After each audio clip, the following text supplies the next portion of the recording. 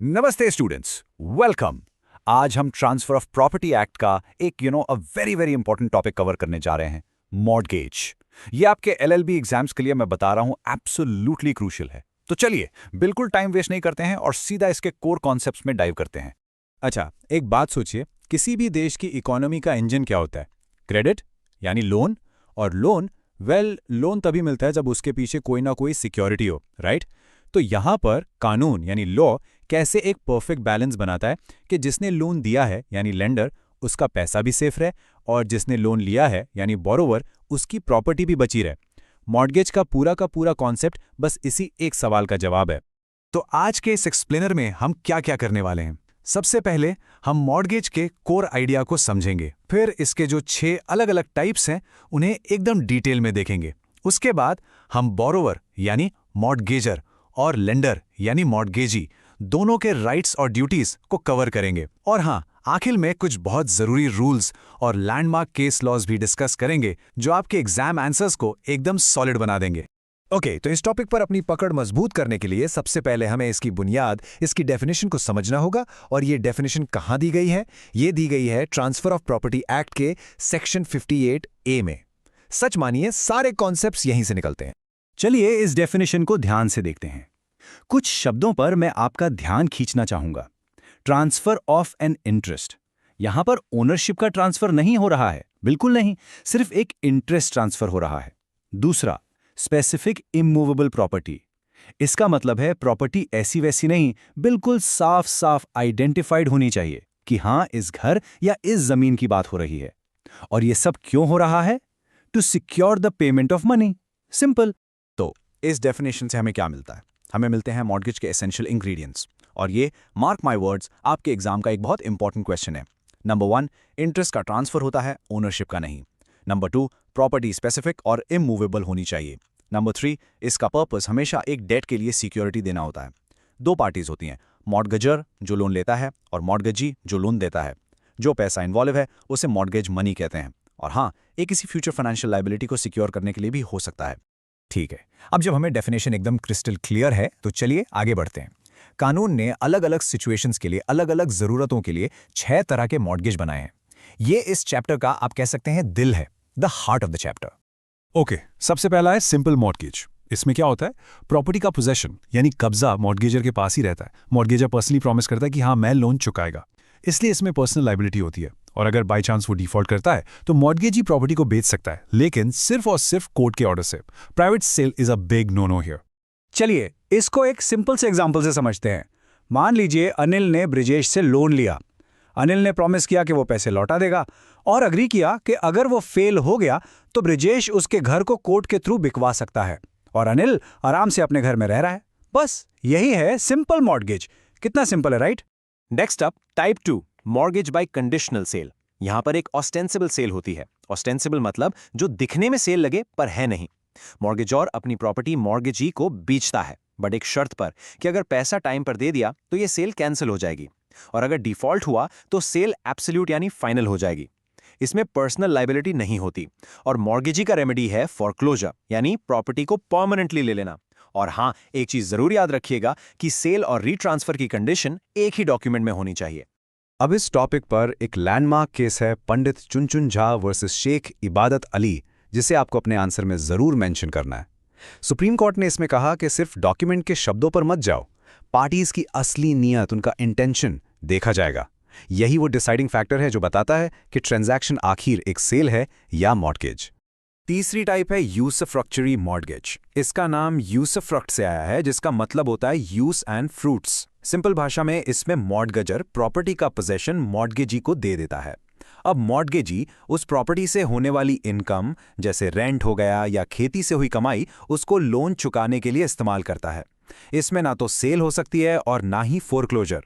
जब तक लोन पूरा नहीं होता, प्रॉपर्टी मॉर्गेजी के पास रहती है। यहां प्रॉपर्टी खुद अपना लोन चुकाती है। ओके, चौथा है इंग्लिश मॉर्गेज। ये थोड़ा सा कॉम्प्लेक्स है तो ध्यान से सुनिएगा। इसमें मॉर्गेजर प्रॉपर्टी को एब्सोल्युटली ट्रांसफर करता है मॉर्गेजी को एक पर्सनल प्रॉमिस के साथ कि वो एक फिक्स्ड डेट पर पैसा लौटा देगा। साथ ही एक शर्त होती है कि जैसे ही पैसा मिलेगा मॉर्गेजी प्रॉपर्टी को वापस रीट्रांसफर कर देगा। इसमें पर्सनल लायबिलिटी होती है और कुछ खास कमर्शियल कंडीशंस में मॉर्गेजी को बिना कोर्ट जाए प्रॉपर्टी बेचने का एक बहुत पावरफुल राइट भी मिल जाता है। अब आते हैं 5वें टाइप पर, जो बिजनेस वर्ल्ड में बहुत पॉपुलर है, इक्विटेबल मॉर्गेज। इसे mortgage bye deposit of title deeds भी कहते हैं। इसमें कोई लंबा चौड़ा रजिस्ट्रेशन का झंझट नहीं है। बस आपको अपनी प्रॉपर्टी के टाइटल डीड्स यानी कागजात लेंडर के पास सिक्योरिटी के तौर पर जमा करने हैं। That's it. लेकिन ये सिर्फ कुछ नोटिफाइड टाउन्स जैसे मुंबई, कलकत्ता, चेन्नई में ही पॉसिबल है। ये बहुत क्विक और कन्वीनियंट है। और आखिर में है अनॉमलस मॉर्गेज। ये बेसिकली एक कैच ऑल कैटेगरी है। कोई भी ऐसा मॉर्गेज जो ऊपर के 5 टाइप्स में फिट नहीं होता वो अनॉमलस कहलाता है। ये बेसिकली 2 या 2 से ज़्यादा टाइप्स की खिचड़ी हो सकती है, अ मिक्स एंड मैच। इसमें पार्टीज के राइट्स और लायबिलिटीज पूरी तरह से उनके बीच हुए कॉन्ट्रैक्ट से ही डिसाइड होते हैं। ठीक है, टाइप्स तो हमने देख लिए। चलिए अब मॉर्गेजर यानी बोरोवर के राइट्स की बात करते हैं। कानून ने उससे कुछ ढाल, कुछ शील्ड्स दिए हैं ताकि उसकी प्रॉपर्टी सेफ रहे। और इस ढाल का सबसे मजबूत हिस्सा है section 60, the right of redemption. ये मॉर्गेजर का सबसे इंपॉर्टेंट राइट है। इसका मतलब है कि जैसे ही लोन चुकाने की ड्यू डेट आ गई और मॉर्गेजर ने अपना पूरा पैसा दे दिया, उसे अपनी प्रॉपर्टी, अपने सारे डॉक्यूमेंट्स वापस पाने का पूरा हक है। ये एक एब्सोल्यूट राइट है। इसी राइट से जुड़ा है एक लीगल मैक्सिम जो इस पूरे कॉन्सेप्ट की आप कह सकते हैं आत्मा है। Once a mortgage always a mortgage. इसका मतलब है कि अगर एक ट्रांजैक्शन मॉर्गेज है तो वो हमेशा मॉर्गेज ही रहेगा। आप किसी भी शर्त से, किसी भी कंडीशन से उसे एक जबरदस्ती की सेल में नहीं बदल सकते। The law won't allow it. इसी मैक्सिम से एक और कॉन्सेप्ट निकलता है, क्लॉग ऑन रिडेम्पशन। क्लॉग का मतलब होता है रुकावट। कोई भी ऐसी शर्त जो रिडेम्पशन के इस पवित्र राइट को रोके या मुश्किल बनाए, वो वॉइड मानी जाती है। जैसे अगर डीड में लिखा हो कि 5 साल में पैसा नहीं दिया तो प्रॉपर्टी हमेशा के लिए मॉर्गेजी की हो जाएगी। ये एक क्लॉग है और बिल्कुल इनवैलिड है।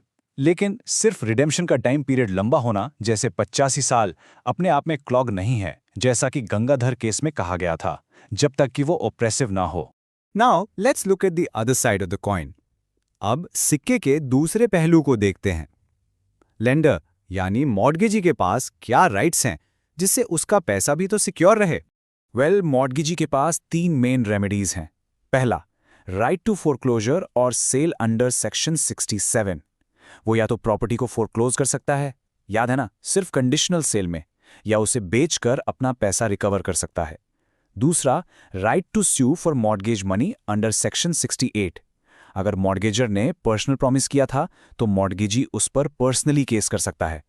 और तीसरा, power of sale without court. ये एक स्पेशल पावर है जो सिर्फ इंग्लिश मॉर्गेज जैसे कुछ खास केसेस में ही मिलती है।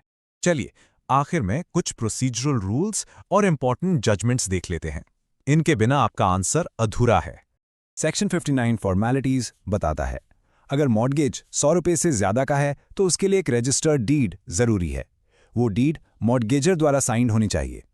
फिर कम से कम 2 विटनेसेस द्वारा अटेस्टेड होनी चाहिए। और आखिर में उसे रजिस्टर करवाना जरूरी है। इसका एक ही एक्सेप्शन है, इक्विटेबल मॉर्गेज, जिसमें इन फॉर्मेलिटीज की जरूरत नहीं होती।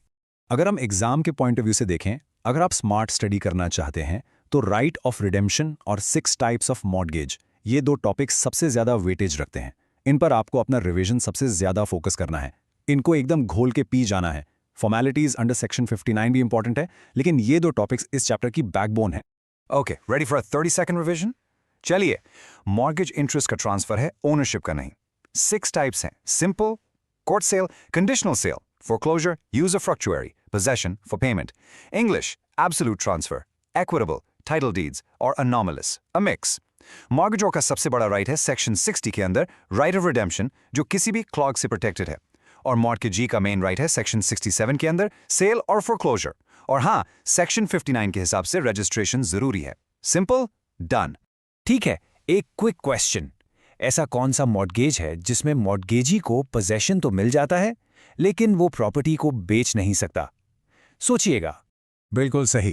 The answer is usufructuary mortgage. उसका एक ही रेमेडी है, पोजेशन में रहो और प्रॉपर्टी की इनकम से अपना डेट रिकवर करो। Okay, next question. वो कौन सा लीगल मैक्सिम है जो राइट ऑफ रिडेम्पशन को प्रोटेक्ट करता है? ये तो अब तक आपको याद हो गया होगा। Exactly, once a mortgage always a mortgage. ये मैक्सिम सुनिश्चित करता है कि एक लोन ट्रांजैक्शन को कभी भी एक सेल में नहीं बदला जा सकता। ठीक है, आखिरी और सबसे बेसिक सवाल, a mortgage is a transfer of ownership.